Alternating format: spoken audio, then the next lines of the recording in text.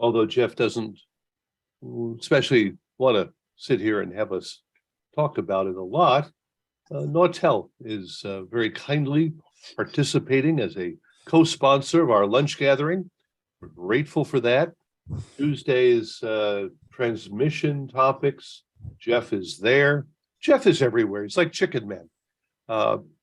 And he'll have one on spectrum analyzers this week, I gather, coming up. And think about it. Yeah, spectrum analyzers is the first one. I believe we're starting on the 14th on Valentine's Day with that. So I took a little bit of time off to regroup from taking a vacation, which I shouldn't have taken. All right. Well, we'll talk about it next week again. Before we get into our topic for the day, I really do want to take some moment here and mention, if you've read the newsletter, you already know Ray Topp passed away last month, early in January. Ray was a good friend. He was the publisher of Radio Guide. He was also a station owner back in the 80s in Rochester, Minnesota, unlike what you may have read from another publication or website. Ray and I worked together for about 8 years. He asked me to be his editor at Radio Guide, and it was just the perfect time for me as I was working my way out of Clear Channel.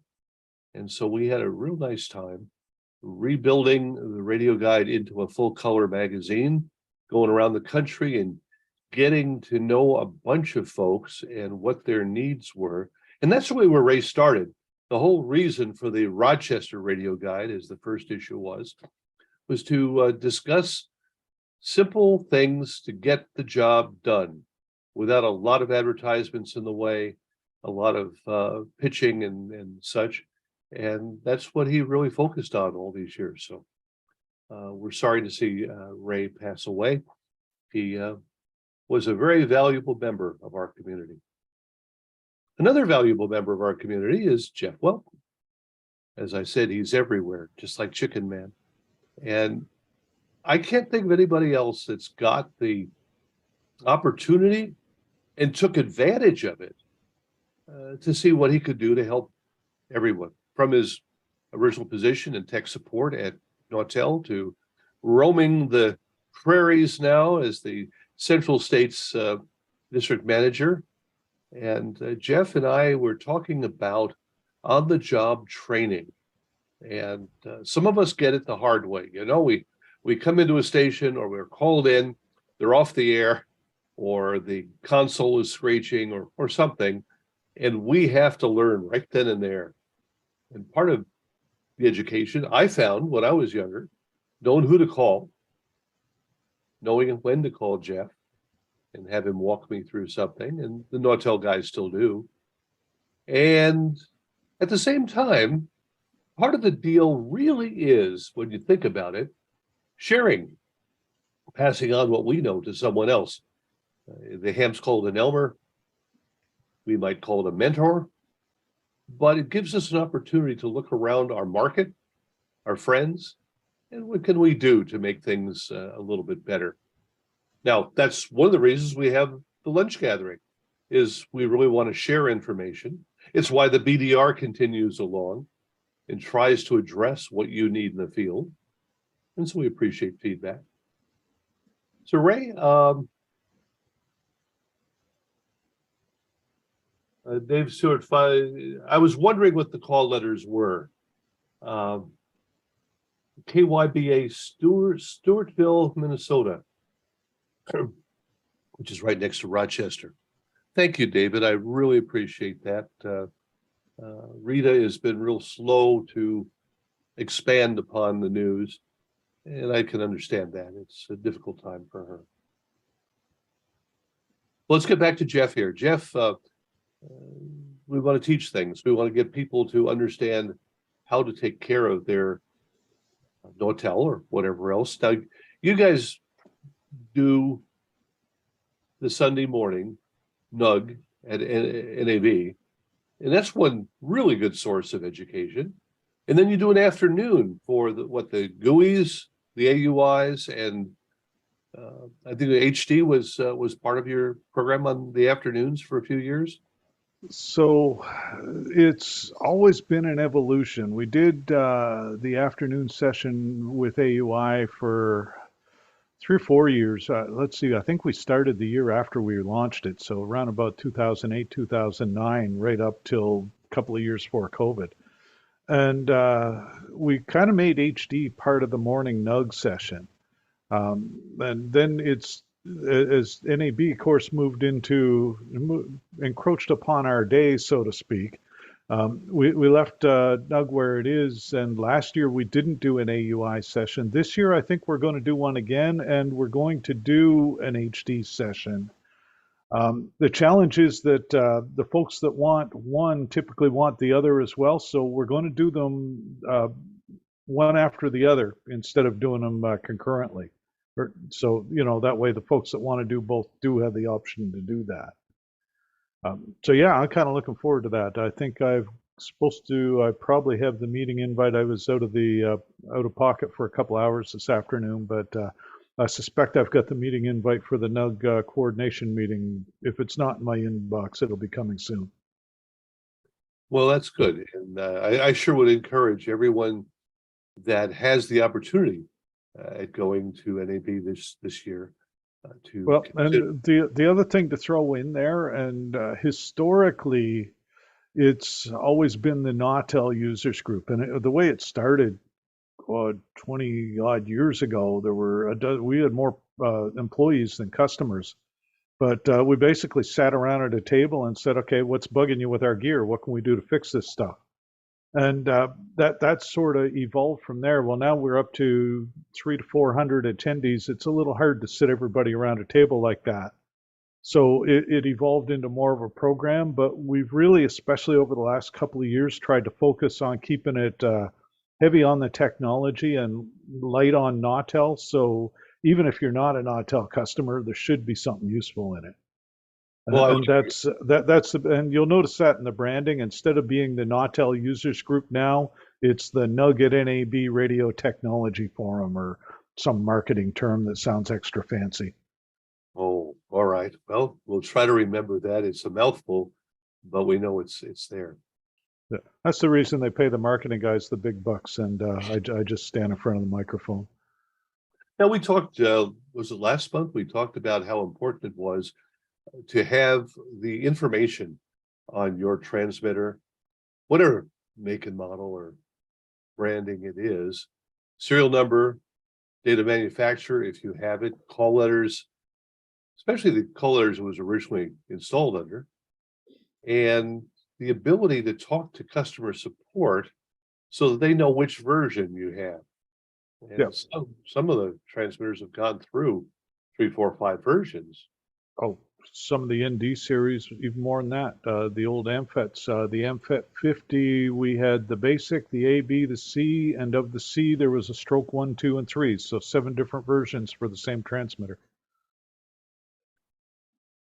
That's why it's important to have the right data at hand and know, especially if you can develop a relationship with someone at the factory. Now, one of the big problems for people with Gates Air is they keep obsoleting products and no longer service them. You can't even buy parts for several of the. No. I mean, still, if you call Quincy and ask for Walter, or happen to get Ralph around, I mean, you're going to get somebody that can help you with that older gear. So, I don't think they're arbitrarily just saying we won't take these calls anymore. No, and if you get Walter, for instance, he'll send you a schematic. He'll send you a couple of pages out of the manual if you need it. But if you get one of the younger guys, they're not trained there. So, well, and I mean, that's an ongoing challenge. We've been lucky that our newest service tech is, I think, Adam, and Adam's been there 12 years now. So, we don't have a lot of turnover, and that helps a lot. mhm. And I mean, coming back to the Elmer and what we were talking about, and I did this for a presentation a little while ago. So it turns out that the term Elmer first appeared in a QST magazine in March 1971, written by Rod Newkirk. And and it was based on his mentor, whose name was coincidentally Elmer. So, and he's just said you need to find your own Elmer, and it just stuck. Oh. But and this comes back to the conversation you and I had by email earlier. The challenge is, it used to be you walked into a radio station, out of high school or still in high school, and you started hanging around the engineer, and he started showing you stuff because it was easier to tell you what was going on than to try to get rid of you. And you learned it that way. But these days, we're not seeing the kids coming in because, I mean, they can be sitting at home coding and doing stuff. So, or you're too damn busy, or the station doesn't have a staff engineer. So, how do we compensate for that? How do we overcome that? Those are the kind of challenges I see. Mm-hmm. Mm-hmm. Well, we invite comments from the floor today. How you got into broadcasting, how you got to where you are, what you think you can do to help others. We know that there is, of course, the Alabama group. Larry Wilkins runs some transmission seminars. We did that at Radio Guide about 10 years or so ago. Had a couple hundred guys come through the ones that we did, and they really enjoyed the idea of, and here's where it kind of differentiates a little bit, hands-on. Not only did we explain the technology, we had Ron Rackley and Jack Selmeyer, Tom King, Bobby Cox, but we had the opportunity to actually get our hands on field intensity meters, bridges, signal generators, things like that. And it's just, that's very hard to do these days. Bill, I see your hand. Yeah, I was just, I'm old. You can tell I'm old.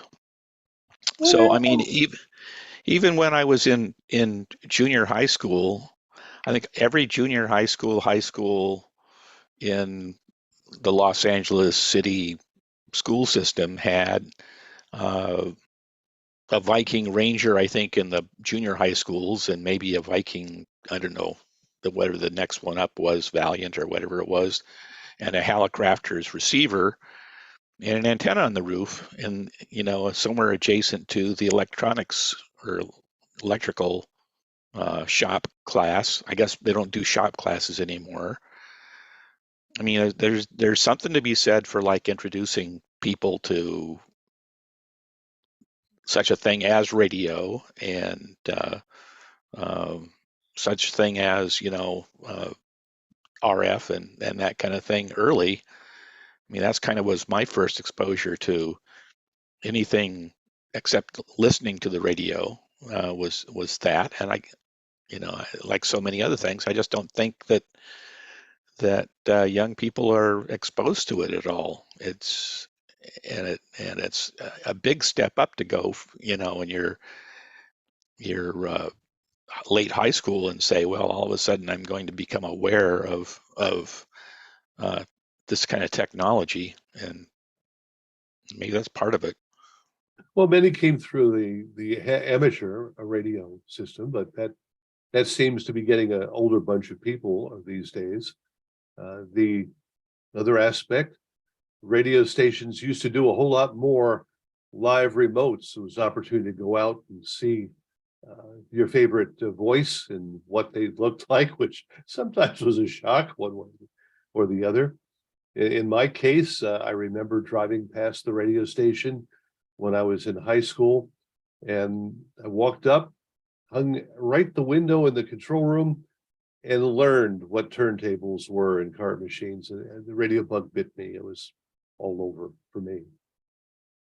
But yeah, high school groups up in Wisconsin, Steve Brown and his bunch are putting together a mentoring program for people that are interested not just in being a star on the air, but doing things in the background, production or engineering. The SBE has the Ennis workshop, and public radio has their little gathering just before NAB each year. And then, of course, there's the broadcaster clinic in Madison every year. So there are opportunities. Beyond that, the Wisconsin broadcasters, Terry Bond had put together a media training institute geared more for management and IT oriented folks to learn the basics of engineering, just originally to help them interface. And nowadays, that is Terry's gone, and Bill Hubbard is taking on the task of keeping it going. And we had a 3 or 4 day session last year. So, and it's gotten a little more technical. There was a good session on recovering from a malware from a company or one of the little station in Lake Geneva. Their owner was in talking about what happened to them when somebody forgot to disconnect the backup over the weekend, and they ended up with ransomware. So, you know, there are still a lot of them going on. Like you said, the challenge becomes the hands-on. I'm going to give a shout out to the SBE. I see Wayne Pacina's here, so we can always pick on Wayne if we have to. But SBE is doing a 2-day RF basics, basically a RF 101 this year at before the NAB. So it'll be the Friday, Saturday. PREC, the public radio one, is Thursday, Friday. So there is a little overlap, but there are a lot of things going on like that. And again, the big challenge is how do you get the hands on? I just saw Hal Hostetler's hand a moment ago. Did you have something you wanted to bring to us? Well, maybe yes, maybe no. Microsoft has got a thing called the TEALS program. I don't know if any of you have heard of it before. That's the training let me see if I can find the right. Technology, education, and learning support.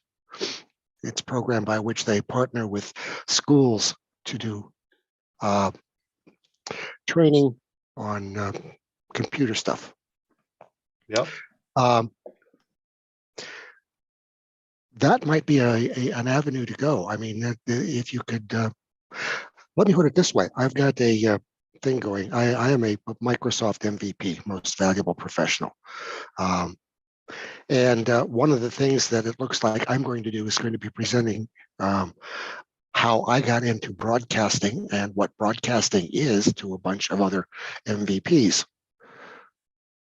And this is something I've talked over with the people that run the program, and just suggesting that there really isn't anybody to replace us folks, and that perhaps this would be a good methodology for getting that out there. So I'm working on that end. The point of it being, the TEALS program is open to anybody. There is a website. I pasted the link into the chat, and that might be a venue by which education can be put forward. All right, thank you. Of course, the big problem you find is with IT and the rest of the station. Sometimes I just got a call from a station this morning. Their EAS box was off by 3 or 4 minutes. And the reason is because the IT department will not allow them to connect to the NIT server or anything else. It's very, very silo-ish. David, see your hand. Yeah, the thing I try to do nowadays is convince people that broadcasting as a side hustle, technical support, because you have people who've started whole industries online. They didn't know how to do it, but they go to YouTube and suddenly you're in a business where you'd think not knowing what you're doing would be a liability, but you can learn the parts you need. Station's no different. None of us knew. First station I was in, I kind of knew where everything was. I knew what every disc jockey probably should have known, but it did not. And I could read a schematic, but it didn't make me real technical. But I remember the first time the boss came in and said, networks are giving way from phone lines to satellite. You can do that, can't you? And I'm like, absolutely. And I'm sweating thinking, okay, I hope that comes with books. But we can look up these things. Everything is learnable. And if somebody wants to learn it, I'm happy to help them. Right. But the school system, my local schools are useless for this. We're changing superintendents at the moment. Everything in Texas is about the test. It's variously tax star test. It's had different names, but it's kind of like the Elkins license schools, where it's not going to get highly respected, but all that mattered was you passed or failed. Now, I noticed one that, thing that you So- talk about being available. Does this mean you want us to give your phone number out for those 3 a.m. calls? If somebody wants to come by the station, an appointment would be nice. There was a sales weasel the other day called. I get a call 2 days ago. It says, "Oh yeah, there's a guy here wants to see you." And I'm like, "Okay, you realize I'm about 3 time zones from there." Calling in advance really wouldn't have killed him. I mean, if he found me, I might have, but yeah, Isn't your number up at the bus station? Is that well, there, yeah, it's on the animated signs in town. I've got it on There's speed pictures dial at the just in post case. office. Yeah. Well, that just goes without saying. That was always the case. For a good time call. I'm not hiding from the federal government or anything. I'm just the owner of a small town radio station. They would never think to look for me here. Now, one thing though, tying into the school system, one thing that Wisconsin has done, and I know that a couple of other states are starting to look at something similar. Almost every state has a Department for Workforce Development, maybe under a different name, but most of them usually under that name. And one of the things those DWDs do is set up internship programs and apprenticeship programs with the STEM program in a high school, or the tech ed in the schools that still happen to have some kind of technical training. And they'll do placements in different industries where the kids get minimum wage subsidized by the state. They get to learn this stuff, so they get the hands-on education. And in Wisconsin, they were able to get the Department of Workplace Development to add broadcast engineering as a category under the DWD apprenticeship program. So if you're in a STEM program in Wisconsin, you can apply to be an apprentice broadcast engineer. And a bunch of the member stations have applied to participate so that they get an apprentice. I mean, it's a good way to train new engineers and a good way to expose the kids to radio. I should ask Beth at TAB if they have a deal like this. So Texas does have a Department of Workplace Development. And the reason I'm moderately familiar with this is I've got some pretty close ties to Wisconsin. I was on the WBA board of directors for a while.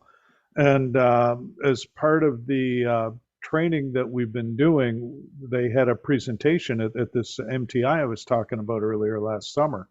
And so I got a little experience with that, and then somehow got suckered into the SBE Education Committee. I blame Wayne, but I think it was Gary Morrell, one of them.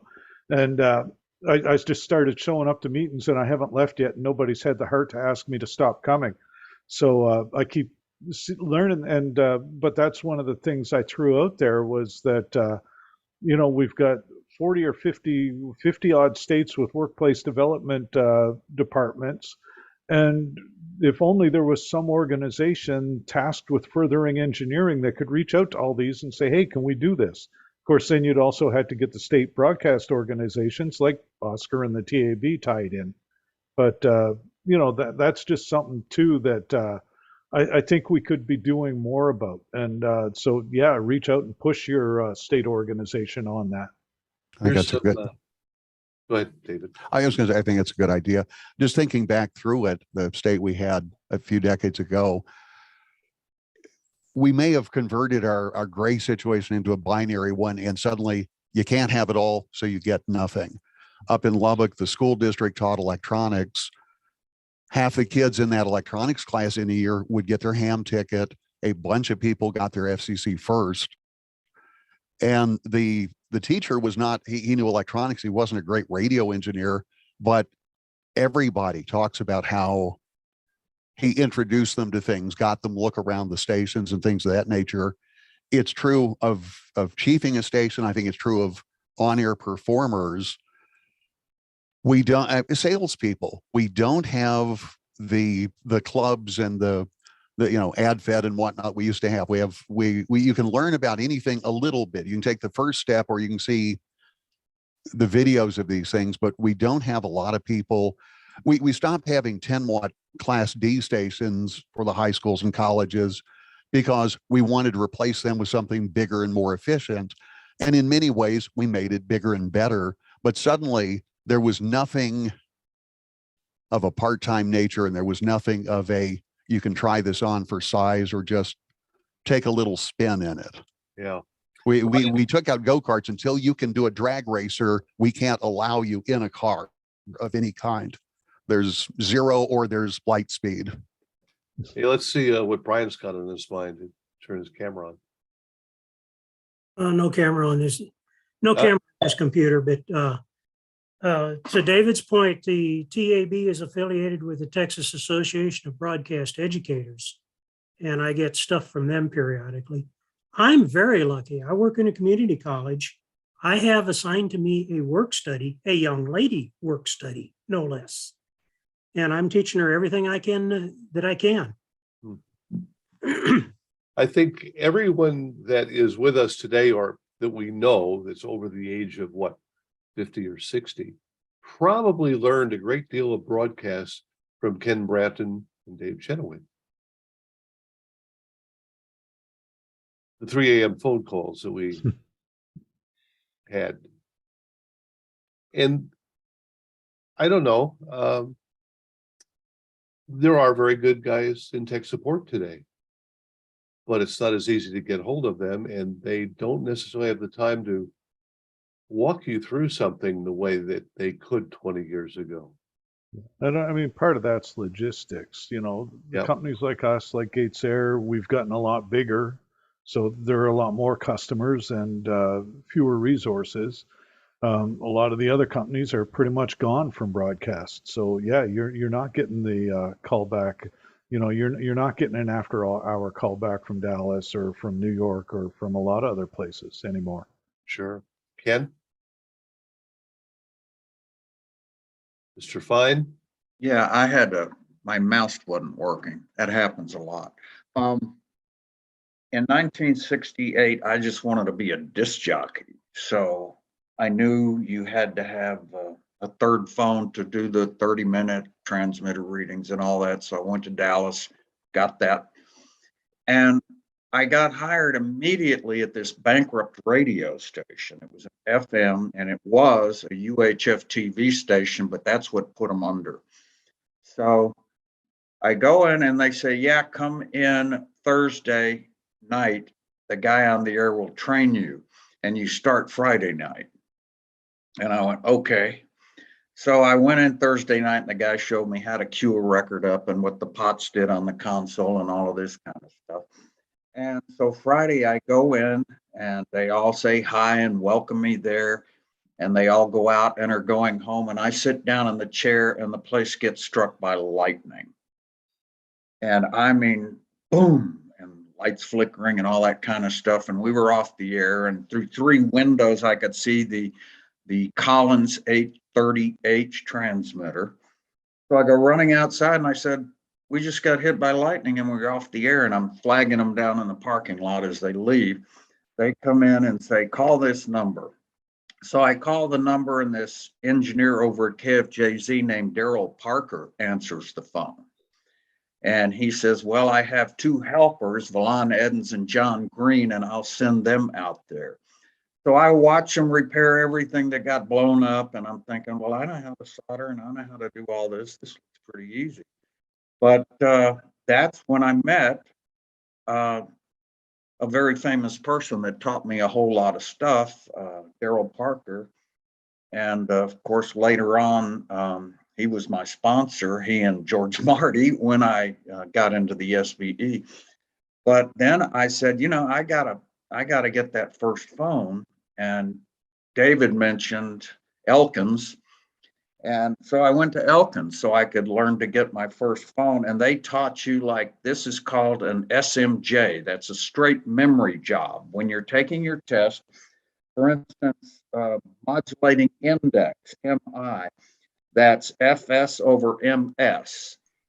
frequency swing over modulating frequency. And you remember that, just think of Frank Sinatra over Mia Farrow. And, Okay. and that's how they taught you. So you go in and you have a slide rule, and they inspect the slide rule to make sure you haven't written little notes on them or anything. So I got my first phone, and that's how it all started. And I've been doing it ever since. And you just, you weren't a great sitter to attract that lightning strike, were you? I was just sitting there. It didn't hit me, but everything else in the room sure flashed and sparked. If you had been holding the microphone, well, never mind. As we talk about mentoring in classes and opportunities like that, it's really a source of satisfaction when you can reach out, touch somebody, and a lifelong relationship, or at least you give them a little push in the right direction. Harold, Mr. Halakainen, you put a very nice, interesting note here in the chat, and I'd like you to expand, please. So I guess that's the one about the student had in 1983. Is that the one you're looking at? Yes, I know all through the years you were doing teaching classes on PHP and other electronics as well as mathematical stuff. And so you really have taken the time to reach out. Well, I find it fun. I did teach part-time at a community college for about 25 years. And my very first class was assembly language programming on the PDP-8. I still have the book for that. Then went on to circuit analysis classes and linear integrated circuits, and also had them wire wrap a Motorola 6802 based microcontroller. I remember one student out of there went to work for Monolithic Memories and so on. So it's good, but all that stuff is gone now. They aren't teaching any of that. There is a trick of teaching what the market demands, and there was mention earlier about teaching to the test. We do need a closed loop system. We don't want to be training people for jobs that don't exist. So I tried to get feedback from students as to what was useful, what was not useful out of the classes, and adjust for that. But anyway, yeah, that was fun. I posted earlier a link to my Hawthorne School Radio Club, which was elementary school kids, introducing them to radio. There are some photos there of them touring a radio station, stuff like that. Fun stuff. Thank you.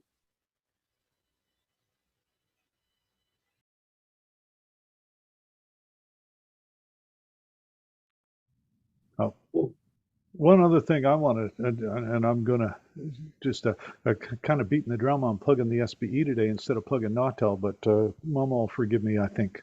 But the other thing that I get into, and I'm not involved except tangentially, is the mentorship program. And historically, I've avoided that because I'm a transmitter guy. You got anything on the far end of the STL, I can tell you all about it. You get anything on the studio side of the STL, that stuff's all Greek to me, and I couldn't tell you how to run a board if my life depended on it. But one of the changes they've made now is, what do they call it? Subject matter expert, which may be a lofty term because I don't figure I'm an expert on anything. I know enough just to get by and have a little fun in the process. But they have added a category where if you think there's something you're half decent at, you can volunteer to mentor just on that topic if anybody's got a question. So, plug for that.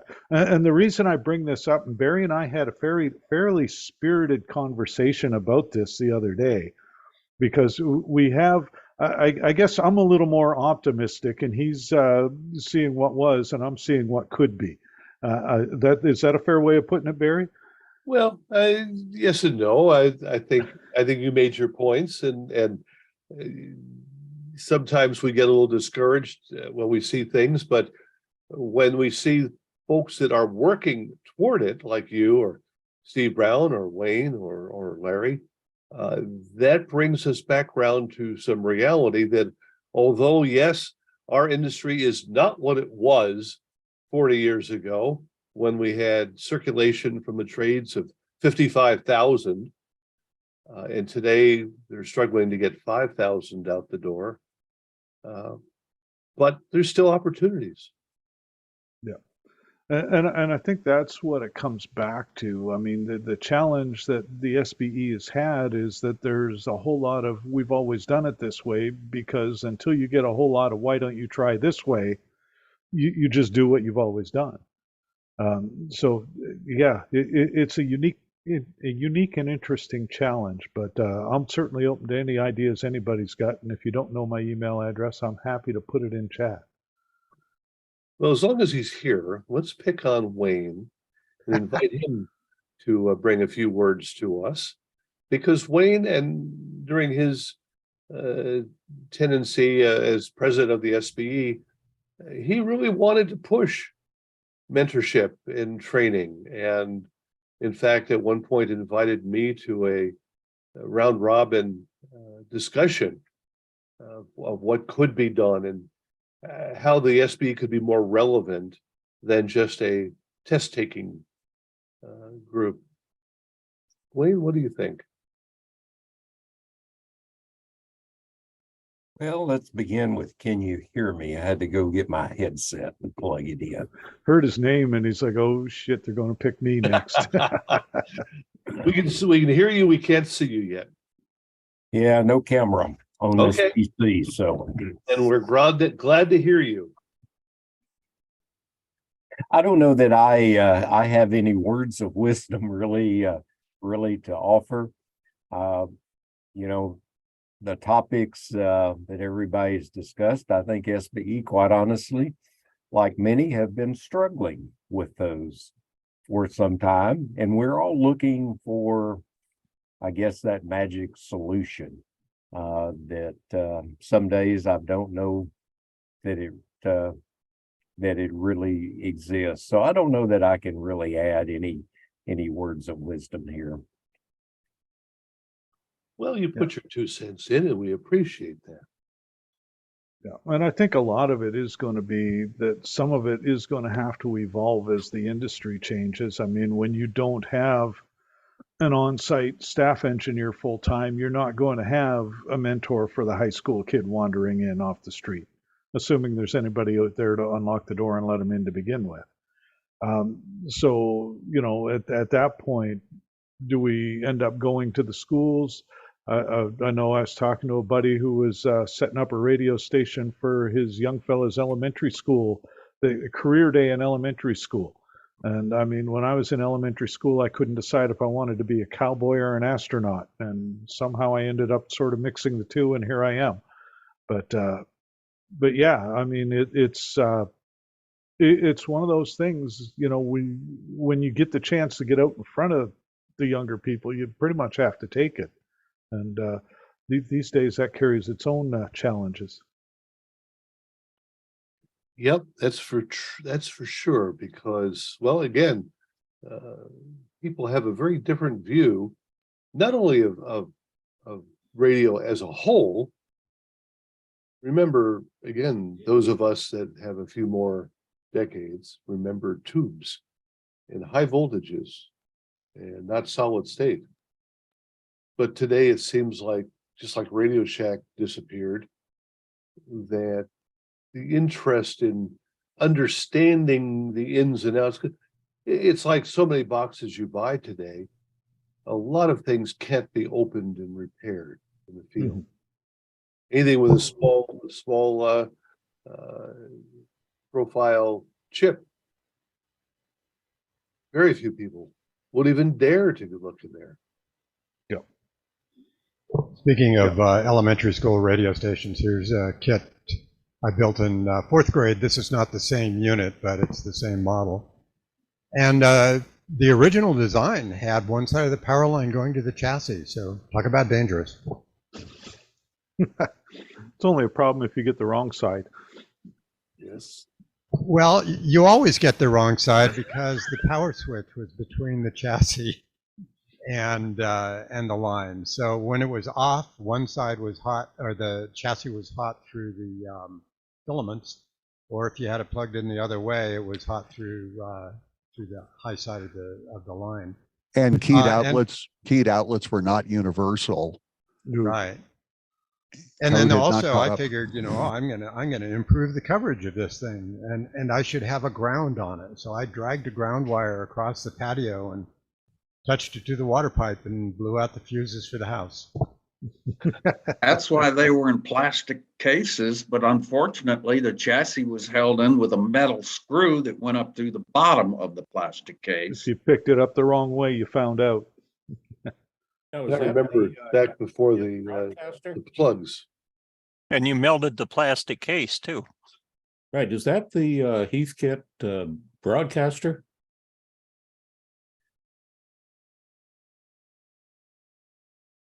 This is the Night Kit AM broadcaster, 250 C5s and a 12AX7. Oh, okay, I had one of those. Yeah, it was $12.95. Didn't it also come with a capacitor blocked antenna output for carrier current usage? I don't recall anything about carrier current. Under Part 15, which was in existence back then in the early 60s, you could have a 10-foot antenna on it, and there was a little sticker on the bottom saying don't use a bigger antenna. And of course, everyone did. Mine was about 150 feet.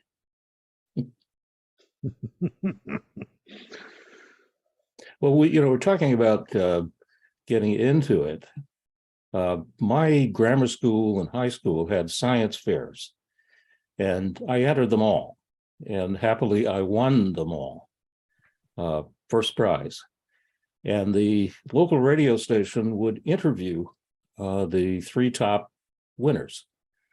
So I went, I got fascinated by this rundown old building. It's a house, and was determined I was going to work there. And I got the job as a lawnmower because it hadn't been mowed in several years. Got the lawn taken care of when it was promoted to janitor. And somebody caught me in a production studio. The next day, I found myself on the air doing horse race results. And so I figured I needed to get my 3rd class. So I hightailed it out to Boston, took the test, got it, and the rest is history. I think science fairs are great, and I'm going to see if I can find any of those in local schools here and see what kids are up to. In Colorado, I was one of the judges in it was Colorado history thing, looking at things that people had done, elementary and high school students. And there was a great thing on pandemics and the discovery of epidemiology and so on. But science fairs would be good to see what they're up to. I'm going to raise this question, see if anybody knows. If I say to you the phrase CDAEE, does anyone know what that refers to? CDAT. No. Harold put a little note here in the chat box about one of the reasons the first phone went away. And part of that was CDAEE. I remember this, 50 years now? 85, I think, is when if you sent in your first, they'd stamp it canceled, and they'd send you a general with your stamped first phone back. On every first phone, element 4, element 1 or 4 was it, Harold? Doesn't matter. Element 4. 4. There was a little schematic with 4 questions or 5 questions after it as to what that schematic was, what it did, how it did it.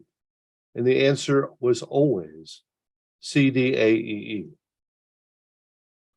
There was 6 overlays for the second class test And I think there was one or two overlays on the first phone. And unfortunately, too many of the schools taught memorization or miniaturization. I didn't smoke, but I saw guys with packages of cigarettes that had a little list of the 50 questions, the overlay. And they didn't have to know anything. They just had to know what the overlay was. And so if you could memorize 50 letters in a row, with or without an obscene phrase, you could pass the test. Straight memory job. Yep. I thought you were selling an alternative guitar tuning. Well, I was very grateful. I never pictured myself as the epitome of technical expertise, and I can read a schematic and I can deal with things, but would I be able to design something like the early tests required back in the 30s and 40s? And they made you sit down there and design an operating system for a transmitter. I don't know. A lot of us, whether we could do that or not, that's a good question today. Funny thing is, I could probably do that better than I could remember 50 letters in a row. That's true. You still remember all the oscillator types of Hartley, Colpitts, Pierce, Armstrong, etc.? Hartley and Colpitts are the two I remember because that's what all of our gear used. Tune plate, tune grid. Don't forget that one. Ah, yes. I started like Ken did and like Rich did on the air. That was where I got started and worked my way up as a Josh Dickey and music director and production guy. And then when I moved out to Phoenix and then LA, that's when I got into the tech side. Already out of school, so I had to learn it on my own. Well, my school was pretty progressive for a parochial school. The the principal let me out of class early so that I could do the radio show in the afternoon. And there was a PA system in the school. And during the study hall, which was the last class of the day, they put me on the PA system. Needless to say, I never got beaten up. I had the fortune of, I don't know whether it's because my dad was an advertiser on the AM, but GM of the station let us high school kids have the afternoon on the FM, and we could do whatever we wanted. And it was a classical music station, and we were playing rock in the afternoon. And again, one things you never forget, one day I showed up and there was this memo from the night guy demanding that we put the turntables back in 33 when we were done. He said he's playing a particular musical presentation, and somebody called up, and when he checked it with a strobe, he found out he was running it at 45. Of course, you know, your GM there knew FM would never amount to anything. So let the kids have it. I don't know if I could take Berlioz at higher speed. At least they weren't playing it backwards. If it was a country song, you'd get your job back, get your kid back, get your truck back, and sober up. I couldn't resist. That joke's older than I am. Is that punk country? But so the funny thing I'm hearing here is listening to everybody talk, and everybody's talking about walking in and being on the air and being interviewed for this, that, or the other thing, and nobody's talking about learning broadcast engineering in schools. So why are we tying it to lack of electronics in schools? I mean, you know, you may learn basic electronics in school. You're not going to learn broadcast engineering in school for sure. And I've got a quote in front of me from Louis L'Amour. Anybody speaking of country songs, anybody who reads Louis L'Amour westerns, I like him just because he writes a story like he's talking, and it's easy to read, and I like easy. But he said the idea of education has been so tied to schools, universities, and professors that many assume there's no other way. But education is available to anyone within reach of a library, a post office, or even a newsstand. Now, he wrote that in 1989, and I would make the argument that if you add Google to that, you'd be pretty current for today. You know, I mean, I Except was nobody will out, hire you unless you have a degree, Jeff. Because these days, you can't get past the HR screener to these actually days, talk to a less and human less. I being. mean, you know, depending on, again, where you are, yeah. But, you know, you're not going to get a job at Nautel without an electronics degree in test or program. But having said that, I mean, if I walk into the local radio station and want to be an engineer, they just want to know, can you fix stuff? Mm-hmm. Mostly. Now, if you're at a big group, I don't know. It's going to vary one place to another. Absolutely. I think I you're on think the a right lot. track, Jeff, in terms of picking the real problem from this. We said this earlier that you don't have the examples. You don't have, there are just no examples. If you're not seeing it, yeah, all of us wandered into something show busy.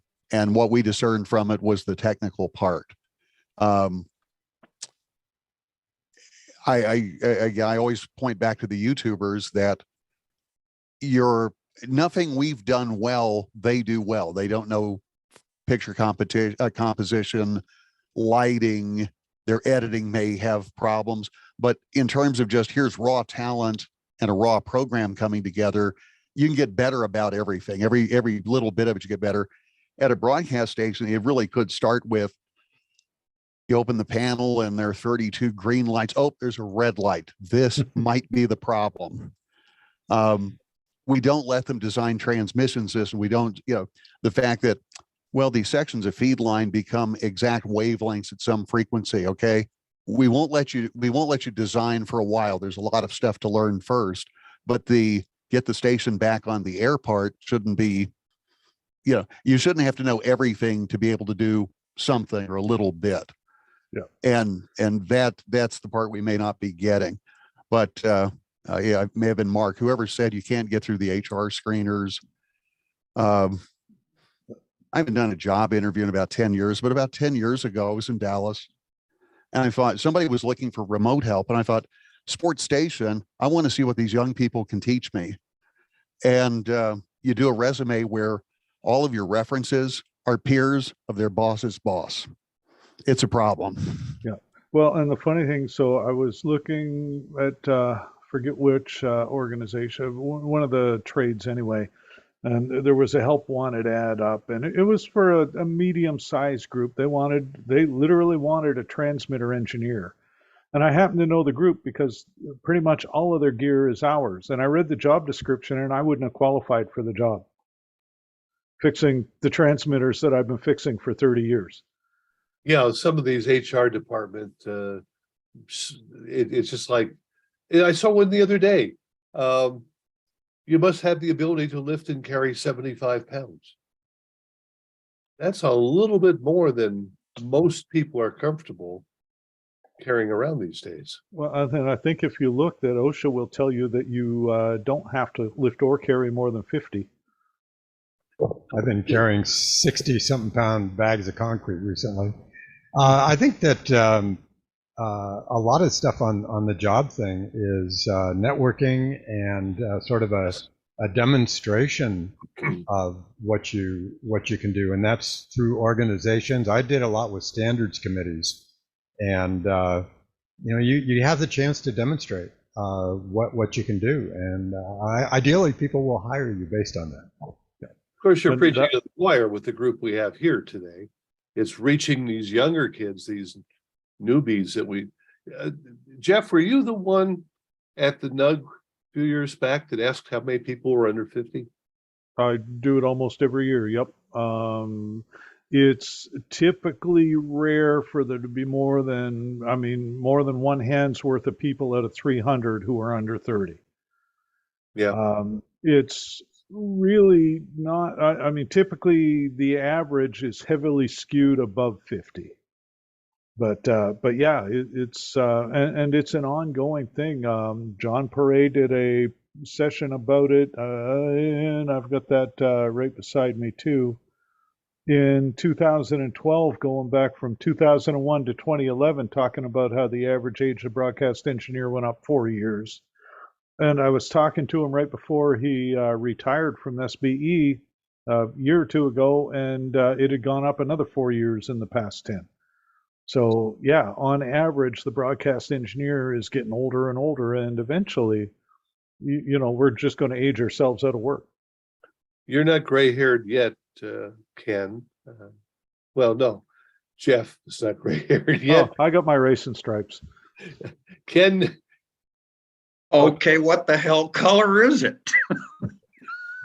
it's white. It's not gray. Oh, okay.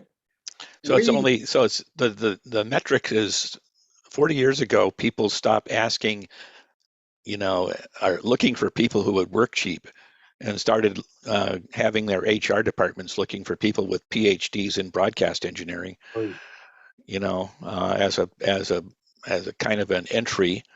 So, you know, nobody's going to go out and get a PhD in broadcast engineering. Not even Jeff has one of those probably. Nobody And does. It doesn't exist. Yeah. my first dozen jobs in broadcast engineering were, you know, gosh, you know, how little will you? I was a high school student for a couple of them, so yeah, I didn't get paid much, and the station manager thought it was a great deal. So Yeah.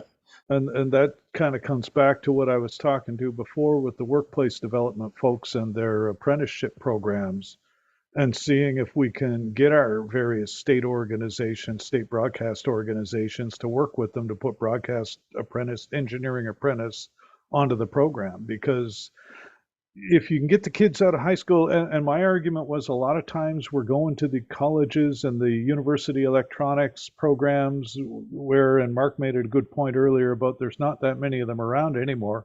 Used to be every technical school had an electronics program. Nowadays, I mean, in this province, I think about 5 of the 20 community colleges in the province still have an electronics program of some sort, but it's not what it used to be. So, you know, maybe we need to go back a little bit before then, when the kids already have an idea what they do want to do when they grow up, and get back into the STEM programs where they don't really know what they want to be when they grow up. And then they'll end up being like us, who still don't know what we want to be when we grow up. I think the interest of people is an interesting area to look at. You know, I had that to begin with. I started working in my father's company when I was in 4th grade, and that was electronic manufacturing. But just looking at the aging of the people in the industry doesn't necessarily mean that there's an upcoming shortage. I think we do have to look at the future needs and future people going into it. I mean, we need fewer people than we did at one time.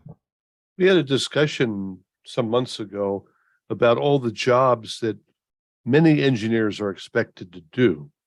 Everything from unplugging the toilet to mowing the lawn, making sure the garbage was turned out, waxing a GM's car, or, well, look at this typical advertisement that gets pushed around. And as we go down here, and I mean, look at this. They want someone with 10 years of experience. And by the time you find out what they're paying, you don't even want to know that you wasted your time. An associate's degree in electronics certification, 10 years experience, full-time, directional AM, FM HD, studio automation, satellite computer maintenance, installation, troubleshooting, other skills, the ability to prioritize and multitask and be up at 3 a.m. in an ever-changing environment, interpersonal skills. That's one that engineers often are short on, much less IT people. The ability to train. Oh yeah, train your replacement. Good written and verbal communication skills. In other words, you're supposed to be able to write a memo that the GM will understand and get the information across. Ability to be self-motivated. Pay attention to details. The ability to take initiative and follow through on projects. Ability to lift 50, 75 pounds. Night and a weekend emergency on-call required. How many IT people will even go after that at that point? Mark? I'm waiting to see what the bottom line was. Well, well, what I know people have brought this up before, but a lot of the problem that we're seeing now is that we're competing with other trades such as IT. If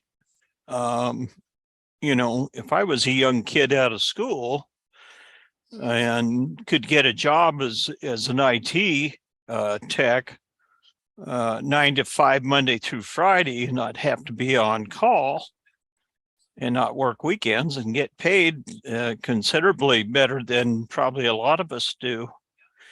I would certainly go to the IT arena as well, but I'm very blessed to have found this guy sitting behind me that he's got a very big interest in radio, has been in television and cellular, so he's he knows what he's got a good idea of what's going on, and he's a hell of a storyteller. So yeah, and I had mentioned in the chat earlier about electronics being taught in schools. We had 5 vocational technical schools here in the state of Nebraska. All of them taught electronics. One school in particular, just outside of Lincoln, Nebraska, actually did teach RF technology. And none of them teach it anymore. So then the question is, well, gosh, if you get somebody in that doesn't know electronics, or at least basic electronics, I mean, I wanted somebody that would at least be able to troubleshoot the problem. Fixing it's another story. And like it was said earlier, we're kind of in the world now where we're all glorified board swappers anymore. You can't repair anything at the component level especially if it's the miniature technology that requires the special tooling to do it and good eyes. So yeah, it's Mark, do I detect some graying there? What? Yeah, it's there. It's there. Now, before we start to lose folks, and I know that we've passed the top of the hour, so we're going to start to have a few fade away. I want to cover 1 or 2 things real quick.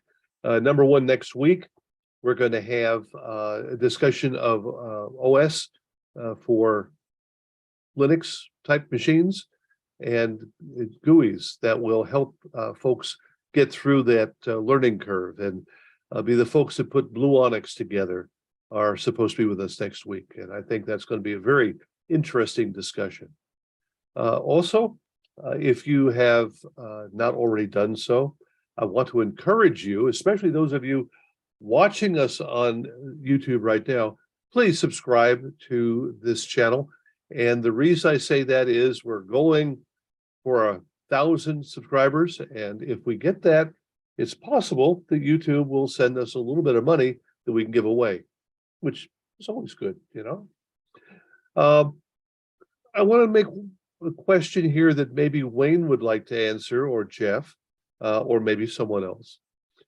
And that is what was just brought up about the difference between asking or demanding that you be on call nights and weekends and lift 75 pounds and work as an IT person 9 to 5 Monday through Friday, and you don't even care if the station's off the air till Monday morning.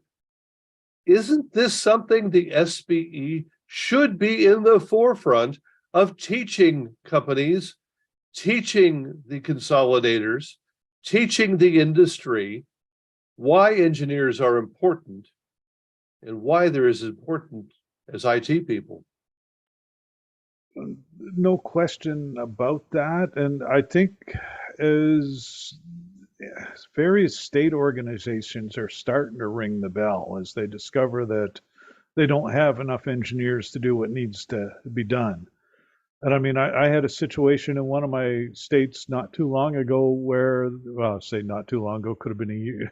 So my running definition and not too long ago could be anywhere between 20 minutes and 20 years. But recently, uh, anyway, there was a station off air for 3 days on a fairly simple problem because their regular contract guy was, he was out on vacation.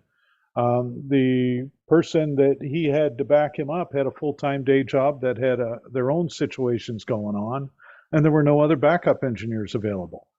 So, you know, the visibility's starting to get up there, and yeah, the SBE can wave the flag, but you can only you can only tell the person who doesn't want to listen so many times. Wayne, are you able to chime in a little bit here from your point of view? Well, from again, that's a another challenge. I don't think I would disagree that maybe that is some outreach that SBE should be doing, but I think some of the challenges has been the station management. That is not the I'll call it the SBE's clientele. They're focused on the broadcast engineer.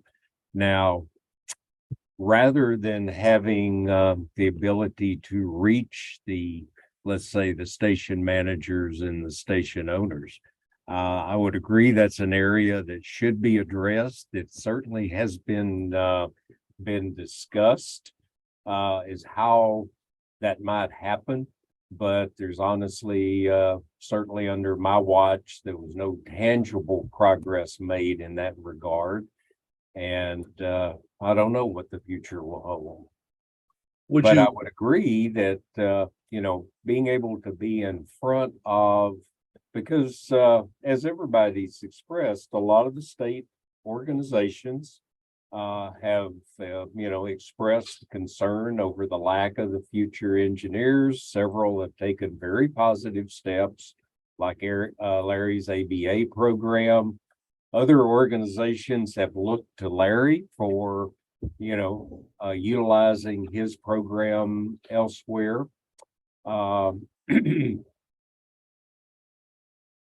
Would you call me too cynical, Wayne, if I were to say that the SBE it proclaims itself as a professional society, it should be more interested in upgrading the image of the engineers in the industry than collecting money from certification exams that don't really mean a whole lot in the smaller markets in terms of salary or even the larger ones in many cases. But then, so you say that, but the funny thing is the salary survey just came out, and two worthy things to note about the salary survey.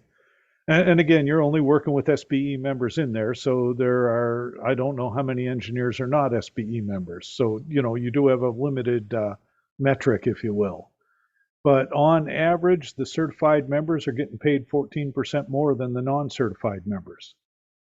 Also, on average, the broadcast engineering as a profession is paying close to 20% more this year than the last survey.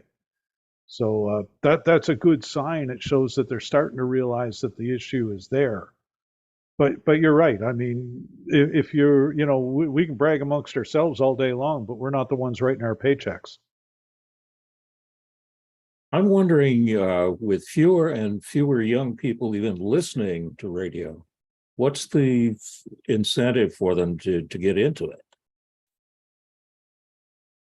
Stardom. But that's not a thing anymore. You can be star on YouTube or TikTok just as fast with a lot less stress. Probably so. Bill? Yeah, probably make more money. True. Yeah, so getting back to the, you know, kind of 24/7, 366 on call, you know, it is not so much different from IT departments where you have, you know, critical operations, business imperative operations. But, you know, even small businesses, unless you don't have any IT staff at all and you have, you know, a telephone and one computer on a dial-up modem, your IT staff is never ever as thin as the IT staff is in most broadcast environments. You get some station chain or some owner that owns half a dozen stations in in an area, and why does he need more than one engineer, right? Because almost never do things come up in more than one place at a time. So I don't know what was guy used to say, just work him like a rented mule, kind of. There's no downside to overworking an engineer apparently. Most of them are probably salaried anyway. And you can't be today. You can't be a broadcast engineer, I don't think, unless you have some IT savvy.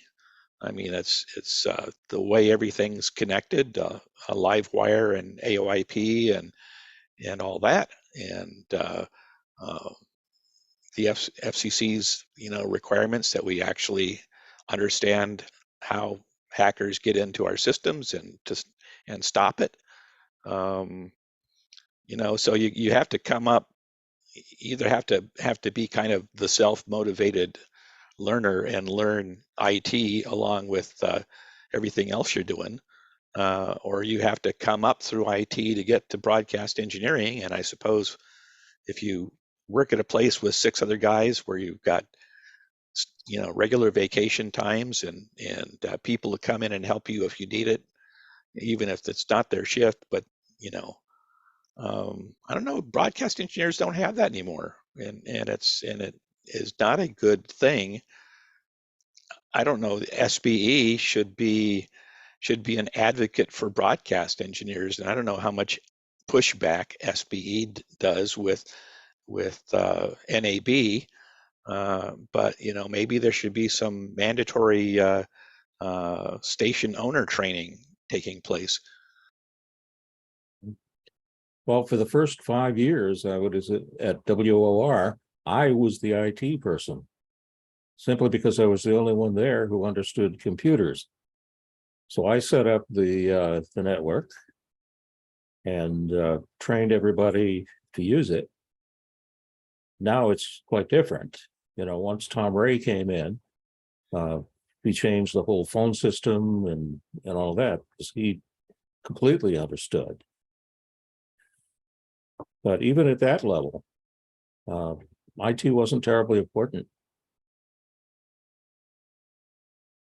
Well, I'm happy to see from Jeff's numbers, the increasing salaries. I think that's partially an indication of the scarcity of good engineers. And I know a number of stations that have been looking for an engineer in Northern California, Northern Arizona, Southern Utah, New Mexico, even, that can't find anybody at all.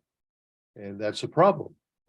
And some of that is partly radio specifically and broadcast in general have historically not paid really well. And I had a guy call me once and he said, "So what would it cost for you to come work for me?" And I gave him a number and he choked and he goes, "That's almost double what I make." And I said, "I'm just telling you, that's what it would cost for me to go work for you." Well, the other line is that they figure at $35,000 a year. Who would work for that? Not anybody I know that's talented, but at $35,000 a year or so, he figures he could go 3 years without an engineer, and if the transmitter burns up, he'll just save money. Yeah, well, and I've had that discussion with owners too, and they flat out said, if I have to replace a transmitter every 5 years because it burnt to the ground, it still costs me less than hiring an engineer. And it's like, yeah, depends on what your off-air time and your reputation's worth. But I'm seeing some good Skynet conversation going by in chat too. I've been following it peripherally because, well, anything that involves IT compromises does, it impacts all of us to some extent if for no other reason than analyzing threat vectors. And yeah, that's been interesting what's going on with that. It's been pretty colossal. Are they up and running yet? Nope, not fully anyway, I don't believe. That's interesting because basically it's what we did at ABC. We had, when we changed from DATS to CDAT, CBS basically paid for the conversion and we distributed CBS programming. So it looks to me like it's just been transferred from, well, from Disney, who doesn't like radio, to another company. Because we were the primary satellite distributor for broadcasting. And in this case, I think that they had, I mean, their own announcement says that they were compromised. So Right. either they were hacked or they got some malware. But and typically the first response when either of those cases has happened is anything connected to a network gets unplugged. And then you start from scratch, rebuilding it one piece at a time. And it is a task. Well, it's funny. One of the solutions I saw was to take a flash drive and plug it in. I saw that. Yeah. Now, here's the question. If you knew a group was down because of a malware attack, would you trust anything on a flash drive they plugged into anything? No. There you go. No. I see Mark up there shaking his head vigorously too. On that note, I've got to disappear. I've got a meeting again in another 9 minutes, so I will let you all go. But thanks very much for having me again. Well, thank you for being around, Jeff. It's always the mix between your support, your sales, your personal experience. This is something that helps us all. On that note, sir, I will say good night to all of y'all. Hey, Jeff, we'll see you soon. See ya. Bye now.